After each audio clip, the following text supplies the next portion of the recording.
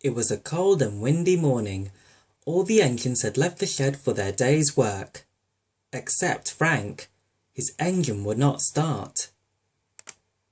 Frank looked across the yard. He could see the small controller walking around, deep in thought. The little diesel had no time to ponder the situation, as his motor started and he left for work. Later, he met Jock at the ballast mine.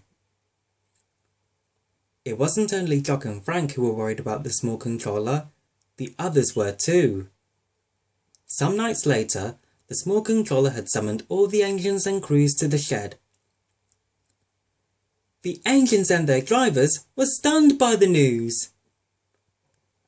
A look of dismay crossed the faces of all the engines as the yard went silent.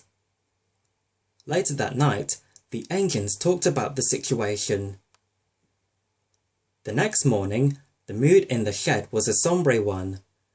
Martin Duncan, the small controller's nephew, who had volunteered on the railway since he was a child, had come to polish the engines. He could see the downcast looks on their faces. Later, Jock was talking to Duck at the ballast hopper about the situation. Duck pondered what Jock had said. Then an idea came to a smoke box. Duck whistled cheerfully and pulled his full trucks out of the yard. When he reached Knapford Yard, he spied the fat controller talking to a workman. And so Duck told the fat controller about Martin Duncan and what Jock had said. Meanwhile, Frank was returning from the ballast mine as a light engine. He had been having troubles with its engine most of the day. But they weren't. Frank's engine stalled when he reached the middle of the level crossing, and he was stuck. Blister 1 soon arrived to rescue him. Frank was embarrassed as angry motorists blew their horns and yelled insults. Blister 1 pulled Frank back to the yard and then went away with the maintenance train. As his driver was inspecting his engine, Frank could hear Bert's whistle in the distance. He was pushing a line of full ballast trucks for the chute. As he pushed them up onto the hopper, the weight of the trucks made it hard for him to stop.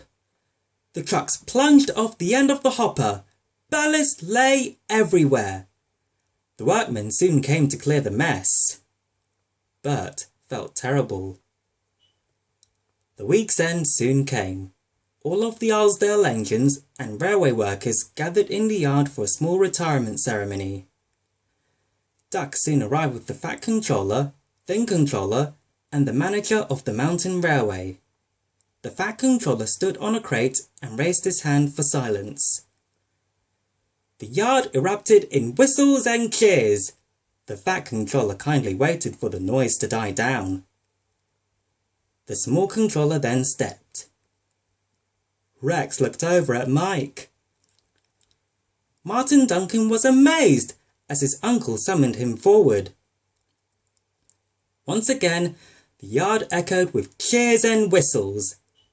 The small railway engines were sad to see the small controller go, but they were happy that their future lay in trusted hands.